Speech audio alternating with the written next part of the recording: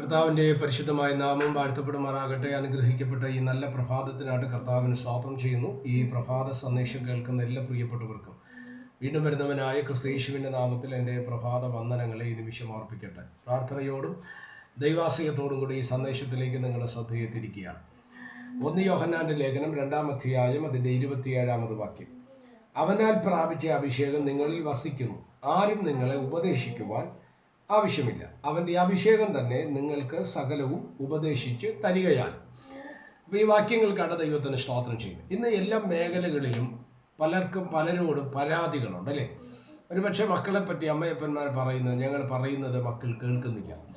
വിശ്വാസികളെ പറ്റി പാസ്റ്റർമാർ പറയുന്നത് ഞങ്ങൾ പറയുന്നവർ അനുസരിക്കുന്നില്ല. ഭാര്യ ഭർത്താവിനെ പറ്റിയോ ഭർത്താവ് ഭാര്യയെ പറ്റിയോ പറയുന്നത് ഞാൻ ആഗ്രഹിക്കുന്നതോ ഞാൻ പറയുന്നതോ അവർ ചെയ്യുന്നില്ല എന്ന് പറയുന്ന കാര്യങ്ങൾ പല മേഖലകളുണ്ട് അല്ലേ? ഒരു വിഷയമല്ല, പല തലങ്ങളിലും അതുകൊണ്ട്. ഏറ്റവും കൂടുതൽ ഈ വിഷയം ശ്രദ്ധിക്കുമ്പോൾ നമുക്ക് മനസ്സിലാക്കാൻ കഴിയുന്ന മക്കളോടുള്ള ബന്ധത്തിലാണ്. നമ്മളൊക്കെ ഒരുപക്ഷെ ദൈവദാസന്മാരായിട്ട് ഈ സന്ദേശം കേൾക്കുന്നവർ, ഞാൻ ഉൾപ്പെടെ പലയിടത്തും പോകുന്ന സമയത്ത് പല മാതാപിതാക്കളും പറയുന്ന ഒരു കാര്യമാണ്, മകൻ പറഞ്ഞാൽ കേൾക്കുന്നില്ല. അവർ പല തരത്തിലേക്ക് വഴിമാറുകയാണ്. എന്ത് ചെയ്തിട്ടും എന്ത് പറഞ്ഞിട്ടും ശിക്ഷിച്ചിട്ടോ പ്രാർത്ഥിച്ചിട്ടോ ഒന്നും പരിഹാരം വരുന്നില്ല എന്ന് പരാതി പറയുന്ന അനേക മാതാപിതാക്കളെ നമ്മൾ ദിനംപ്രതി കാണാറുണ്ട്. സ്തോത്രം. എന്താണ് ഇതിനൊരു പ്രതിവിധി?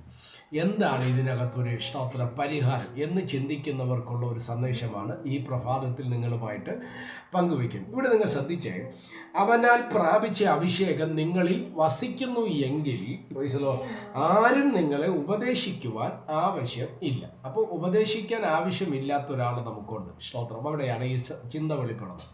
യേശു കർത്താവ് സ്തോത്രം സ്വർഗാരോഹണം ചെയ്യുന്നതിന് മുൻപായിട്ടും ശിഷ്യന്മാരോട് ചേർന്നിരിക്കുന്ന സമയത്തല്ല, പരിശുദ്ധാത്മാവിൻ്റെ ആഗമനത്തെക്കുറിച്ച് പറഞ്ഞപ്പോൾ പറഞ്ഞൊരു വാചകമുണ്ട്. അവൻ വന്ന് പാപത്തെക്കുറിച്ചും ന്യായവിധിയെക്കുറിച്ചും നീതിയെക്കുറിച്ച് എന്ത് ചെയ്യും? ബോധം വരുത്തുന്ന ആത്മാവ്. അവൻ നിങ്ങളെ സകല സത്യത്തിലും വഴി നടത്തുമെന്ന് പറഞ്ഞ ദൈവത്തിൻ്റെ ആത്മാവ്. എന്താണ് പരിശുദ്ധാത്മാവിൻ്റെ പ്രത്യേകത? ഒന്ന്, പരിശുദ്ധാത്മാവ് നമ്മളിൽ വെളിപ്പെട്ട് കഴിഞ്ഞാൽ കയ്യടി, അന്യഭാഷ, അല്ലെങ്കിൽ നൃത്തം ചെയ്ത് ദൈവത്തെ ആരാധിക്കുന്നു.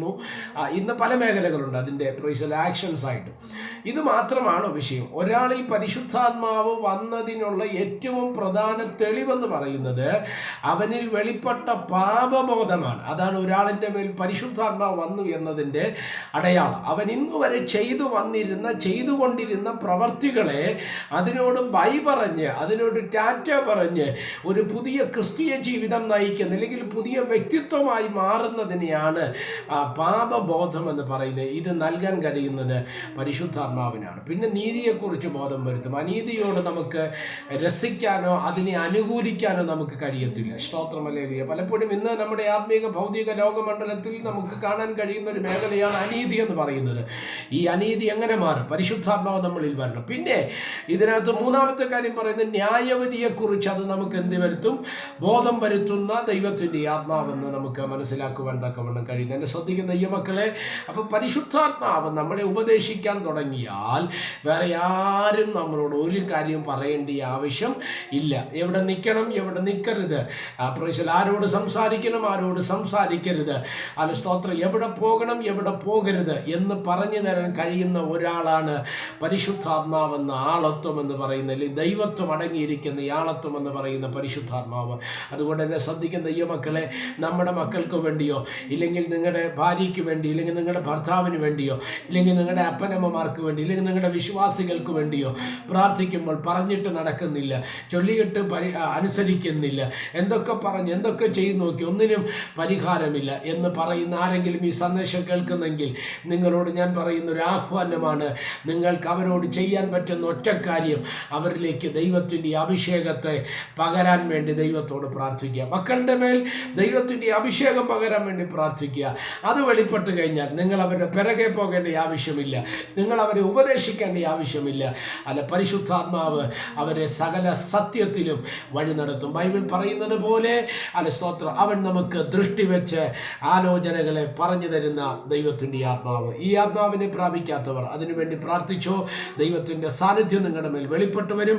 കർത്താവ് നമ്മളെ സഹായിക്കട്ടെ. പ്രാർത്ഥിക്കാം. പരിശുദ്ധനായ ദൈവമേ, സ്വർഗീയ പിതാവ് എന്ന് പറഞ്ഞിട്ടും എന്ത് ചെയ്തിട്ടും പരിഹാരമില്ലാത്ത പല വിഷയങ്ങളുമായി ബന്ധപ്പെട്ട് ഈ സന്ദേശം കേൾക്കുന്ന അനേകരെ സ്തോത്രമല്ലേലൂയ ദൈവകരങ്ങളിൽ ഏൽപ്പിക്കുകയാണ് കർത്താവ്. ഇന്ന് പ്രഭാതത്തിൽ അതിനൊരു പരിഹാരം പരിശുദ്ധാത്മാവിനെ അവരുടെ മേൽ പകർന്നുകൊണ്ട് ഒരു ദൈവിക പരിഹാരത്തെ ദൈവം അവിടെ നയിക്കണം. ഇവിടെ തിരുവചനത്തിൽ വായിച്ചതുപോലെ അവൻ്റെ അഭിഷേകം ഞങ്ങളുടെ മേൽ വസിക്കുന്നുവെങ്കിൽ ആരും ഞങ്ങളെ ഉപദേശിക്കേണ്ട ആവശ്യമില്ല എന്ന് തിരുവചനത്തിൽ പറയുന്നത് പോലെ ഈ തിരുവചനത്തിൻ്റെ ശക്തി ഞങ്ങളുടെ ജീവിതത്തിൻ്റെ അകത്തുളങ്ങളിൽ വെളിപ്പെട്ടു വരുവാൻ സ്വർഗമിടവരുത്തും. എല്ലാ മഹത്വവും കർത്താവിന് യേശു ക്രിസ്തുവിൻ്റെ നാമത്തിൽ തന്നെ. ആമേൻ. എല്ലാവരെയും ദൈവം അനുഗ്രഹിക്കട്ടെ. God bless you.